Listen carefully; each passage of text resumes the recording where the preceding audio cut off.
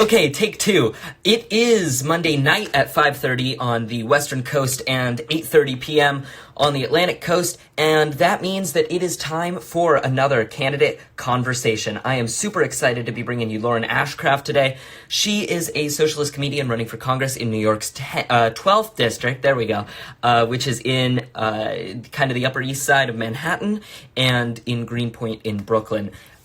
So it's actually what's really interesting about this district, and I just found this out recently, is it is the richest per capita district in the entire country.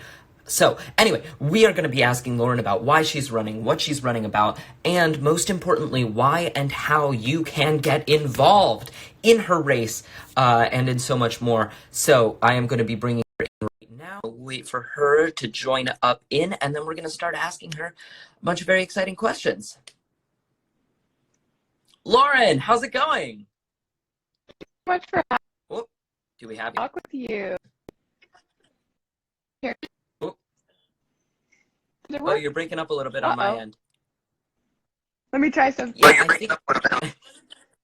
Okay. Okay,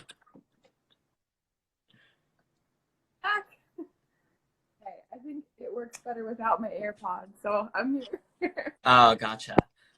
Well, Lauren, I am so excited to be having you on Candidate Conversations. Why don't we just kind of start with a really basic question about why you're running and what you're running for and what drove you to be inspired to run? Oh, well, first of all, thank you so much for having me on your show. I am running because everyday people don't have a voice in our country. And we're seeing that, just like you said, it's the third most unequal district in the entire country. So it's in a row. It's home to Trump's penthouse, but it's also home to thousands of people that sleep on the street every single night. And somebody fighting on their behalf. And our district is basically a circle around the East River. And that is rising at 1.5 times the rate of the global average sea level rising. And we have the team representing 27. Oh, Lauren, I think your audio is kind of going in and out. Maybe it would be a good idea to put your AirPods back in. Sorry. Okay.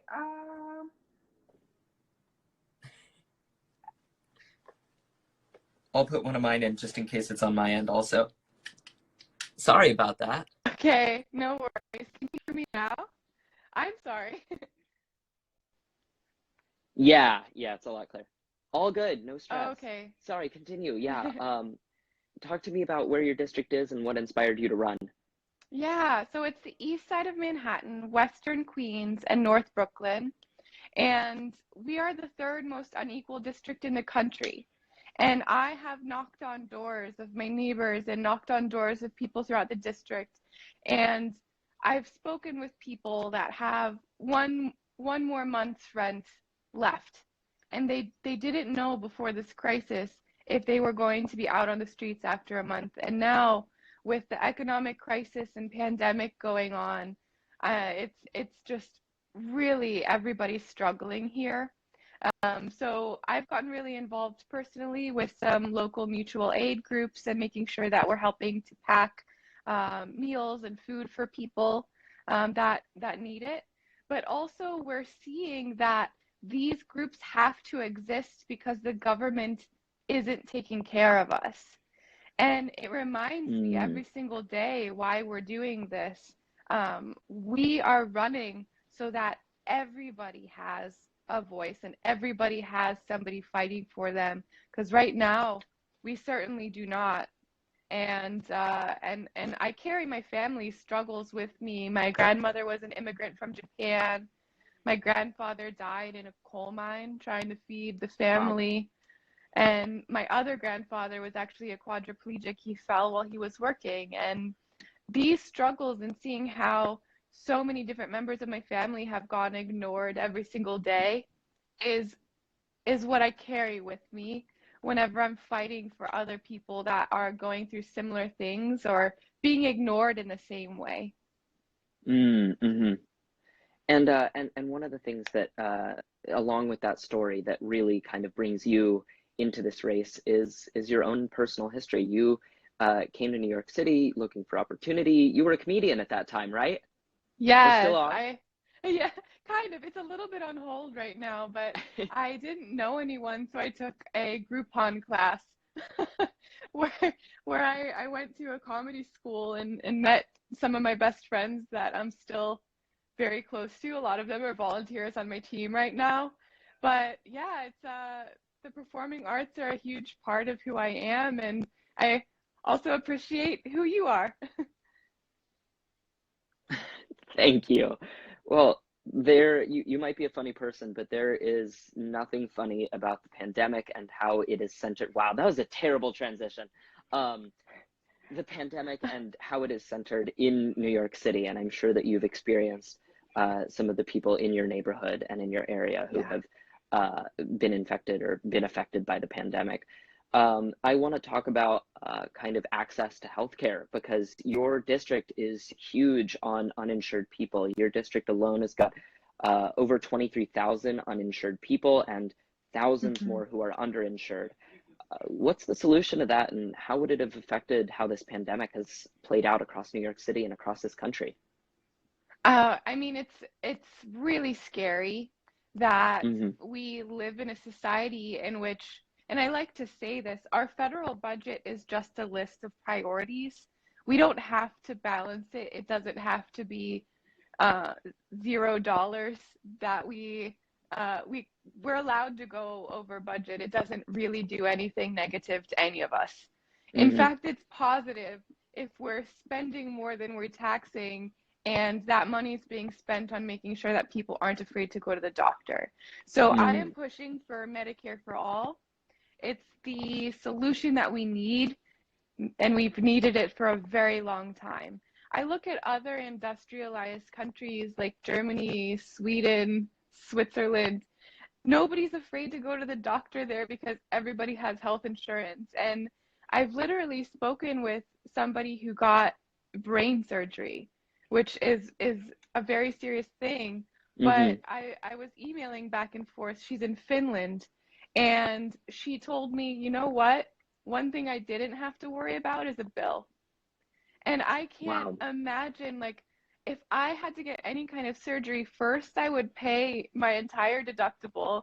I'd pay my entire out-of-pocket maximum, Yep. and I'd be paying that off for the rest of my life. That's with insurance.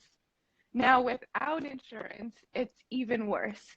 Like, I got an ultrasound once and I looked at how much they billed my health insurance company, and it was like $9,000 just Wow. for like an ultrasound. So Wow. all of these things, like if we think about the fact that the United States, most people are about $400 away from a financial disaster, meaning people live paycheck to paycheck, and if they lose their job in a month, they wouldn't have a way to pay their rent. Now we are in the middle of a crisis in which so many people have lost their jobs, and we're Yep. so far beyond what our normal level of terrible is.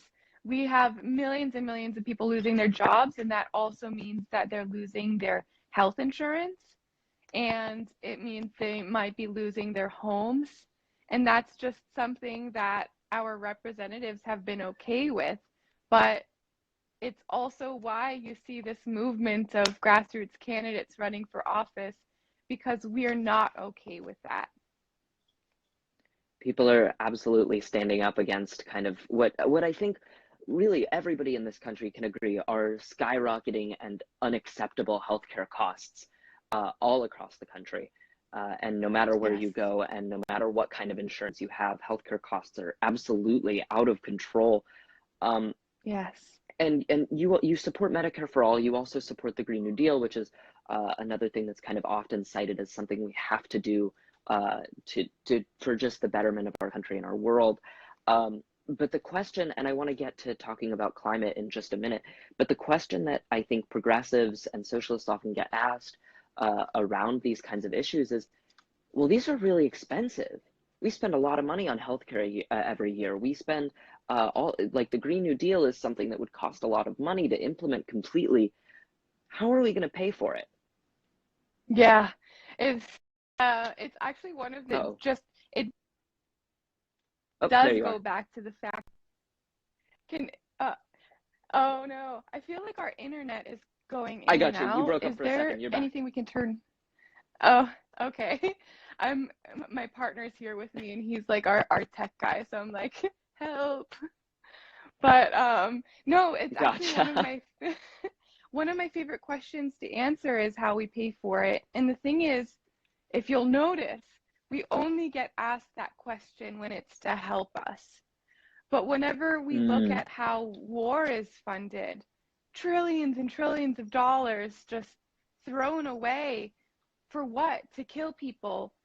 And nobody asks anything about how it'll get paid for. And so I just challenge everybody listening.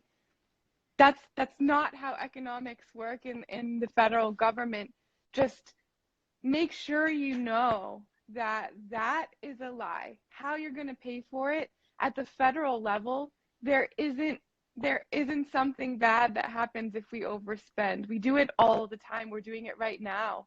The every last year. Yeah. coronavirus, yeah, the last coronavirus aid package was $3 trillion, and And it nobody's wasn't enough. asking. No, it's not enough. It's so far from enough, and it's directed at the wrong things. It's directed towards corporations when instead it should be directed towards us. It's not enough, but still, trillions of dollars that we're spending and nobody's blinking an eye. That's because you'll notice with the federal government, we can pay for whatever we want if our representatives are okay with it. And for some reason, they're not okay with protecting our planet, and they're not okay with making sure that we can go to the doctor, and they're not okay with making sure that people can get the education they need and go to college without being in a lifetime worth of debt, like Mm. Germany and Sweden and Switzerland and all of those other countries that we're so far behind. And it's Lauren, you such a said something. shame. Oh, sorry. Oh, You I'm said sorry. something. You said something just a second ago, uh, that reminded me of something that I remember from learning about Occupy. Were you involved in Occupy at all, by the way? I actually lived in the middle of Pennsylvania at the time, so I wish I was right on Wall Street protesting with everyone else, but Yeah. I've made quite a journey myself. When Occupy was a thing, and one of the chants that I remember learning about from people who I was like 10, so I wasn't involved either.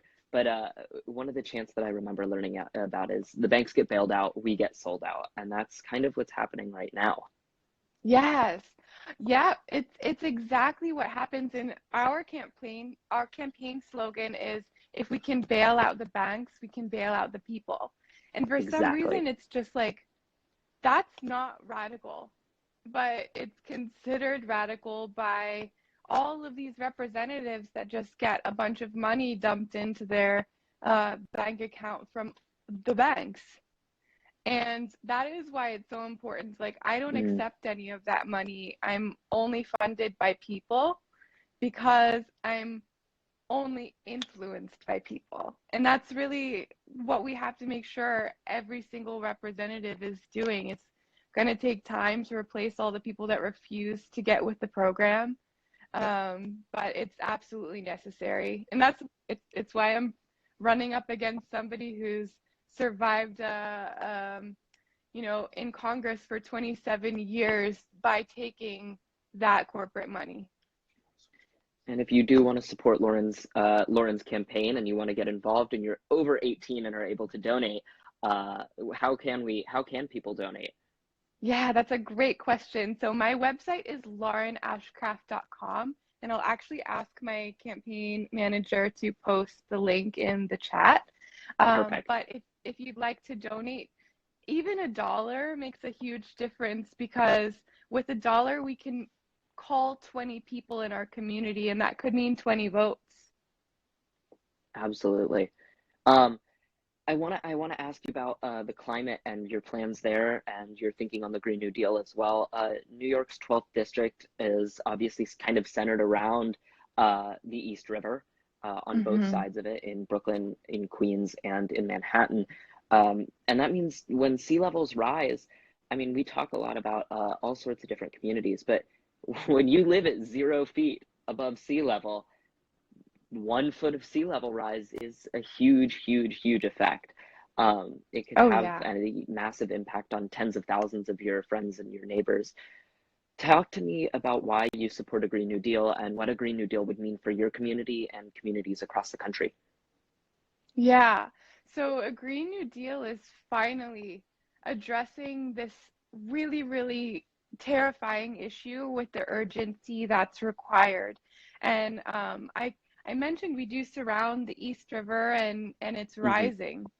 And we've lost green spaces, we've lost parks, our public housing complexes are flooding.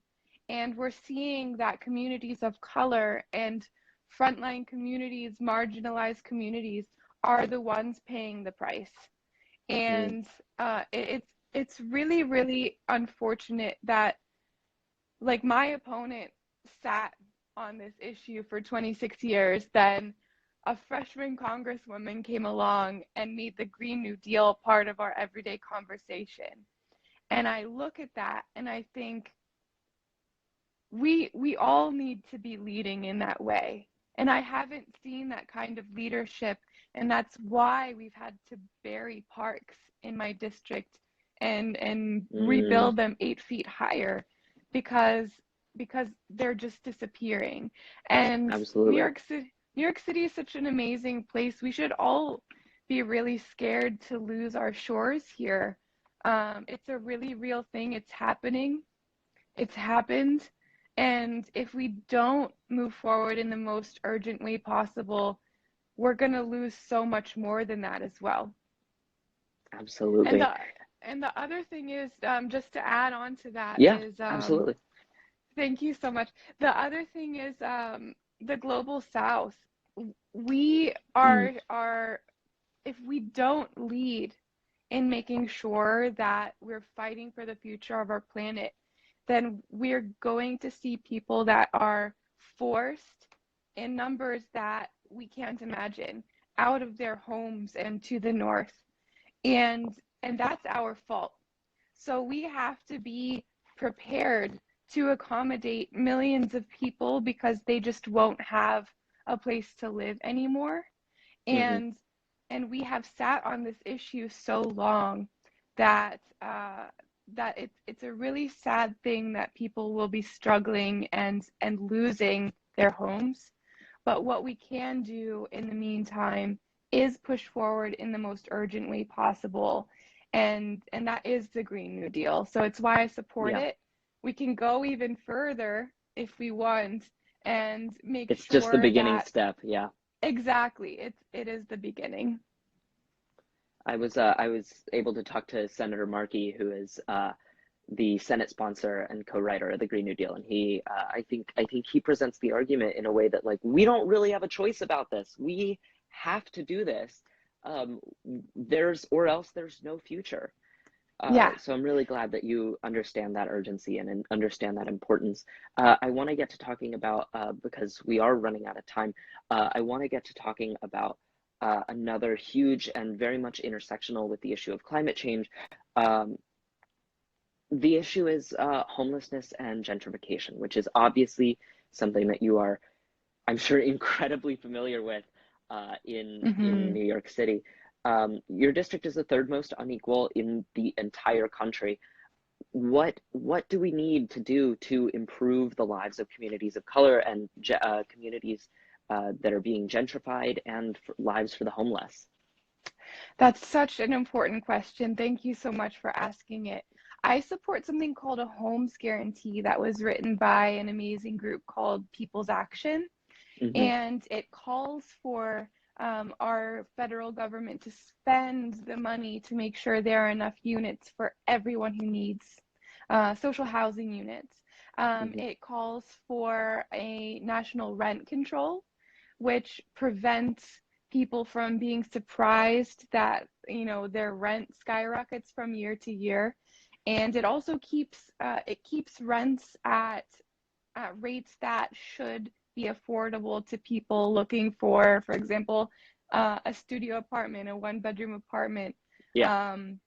Every time that a market rate apartment becomes vacant in New York City and it's not stabilized in any way, then the landlord's just allowed to just bump that price right up, and the next person that comes in and rents it could be paying $1,000 more per month than the previous tenant, which is ridiculous.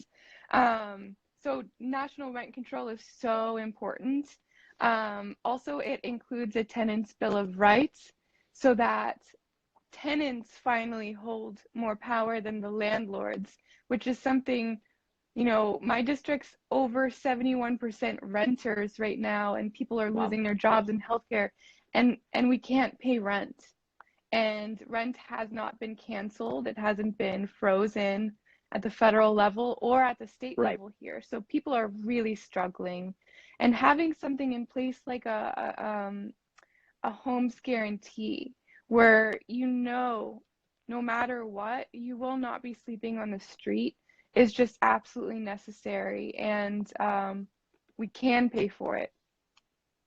We can afford it, and there's also just a ton of vacant units all across the country that really supports the idea of having a homes guarantee.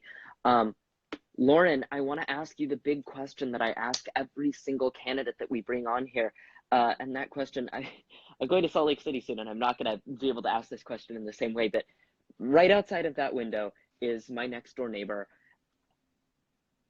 He is 15 years old. He lives in California. Lauren, why should my 15-year-old neighbor care about you, care about your race, and how can that 15-year-old neighbor, if he wanted to, I don't think he even watches this series, but if he wanted to, how could he get involved? He should watch this series because it's really important. But I think, why should youth care about my campaign and this movement? It's kind of it's exactly the same question as why should youth care about their lives and their futures? It's the same thing, because every single decision that we make as representatives impacts future generations that don't even exist yet. And we're looking at having lifetime appointed Supreme Court justices that we're going to have to be fighting for the rest of our lives. And when we're looking at the fact that our representatives have dragged their feet so long on protecting our planet, that's something that my generation, your generation, future generations, we're all going to pay the consequences on that for the rest of our lives. So if we don't start putting real fighters into office, then all of these problems will just keep getting worse. Less and less people will have health insurance. We'll have less New York City, literally. We're going to have less shorelines. We're going to see more crises like this. And listen, we're all experiencing this pandemic together, and we're seeing that our government just wasn't prepared at all, and is scrambling and is looking for answers. And people don't know if they have a job at the end of this. They don't know if they have a home. They don't know how to get food on their table. And if we had fighters in office that make their priority people, then everything would look so different. But we have representatives in office that are most concerned about their corporate friends getting profit. And these are the types of people we have to get out of office. Well, Lauren, hopefully we can get you into office. Lauren, you're running for New York's 12th district, centered around the East River, Manhattan, Brooklyn, Queens, all over the place. So if you would like to get involved in Lauren's race, even if you can't donate because you're under 18, how can you get involved? That's such a great question. We actually have people who are in high school making calls with us, and they're amazing team members. We actually just played trivia together as a team. I'm having so much fun. Did you win? So if you, My team did not win, and that's very embarrassing because a lot of the questions were about me. Oh no. So if you want to come watch me lose my own trivia game, or if you want to make calls with us, the way you do that is going to act.laurenashcraft.com, and I'm going to ask my campaign manager again to put these links in the chat. He's giving me a thumbs up. Perfect. So you sign up for a shift on that website, and when you sign up, we'll make sure you're trained and ready to make calls with us. People are sitting in Korea and Kuwait also making calls for us too. You don't have to be an American citizen as long as you're, willing and able to talk to people on the phone. And New York is so diverse, so if you speak another language too, it makes a huge difference. So sign up with us, be part of the team. We have fun together, and just know that every single call we make could mean that one more person votes for us, and that helps us win. Absolutely. Well, Lauren, hopefully we can get a fighter like you in to represent New York's 12th district. Thank you so much for joining me. If you want to get involved in Lauren's campaign, there it is right there, act.laurenashcraft.com. And so go get involved, go get excited. And if you live in the 12th Congressional District on like the Upper East Side, Greenpoint, Roosevelt Island, a bunch of other places, go vote for Lauren on your primary date on June 23rd, I think. June 23rd. It's coming up. The time is coming up. So Thank right. you so much. Thank you. Sorry, go ahead. Thank you so much for joining. Oh no, I think I think there's a little sorry. Thank you so much for having me. And I look forward to each and every one of you joining our team. If you're interested, we need you. And thank you for using your platform, Joshua, to raise awareness around the importance of this movement. Thank you, Lauren. Thank you for being a part of this movement. Have a good one. Stay safe. And good luck. So much. Bye-bye. Okay, so that was Lauren Ashcraft. You can get involved in her campaign right down there, act.laurenashcraft.com. We're going to be having more candidate conversations coming up. We've got another one coming up on Friday, and gosh, who is it that I have? Oh, we have a really exciting one coming up on Friday. We have Jackie Fielder, who's running for, we're going to see if I can remember this. Somebody's going to call me out on this if I'm wrong, but she is running for California State Senate District 11 in San Francisco, and I'm very excited to have her. She's running a really cool progressive campaign. So be sure to come back in on Friday at 5:30 p.m. Pacific, 8:30 p.m. Eastern, and all the time zones in between and around the world. For now, this has been a candidate conversation. This will be up on IGTV hopefully in just a couple minutes. Bye.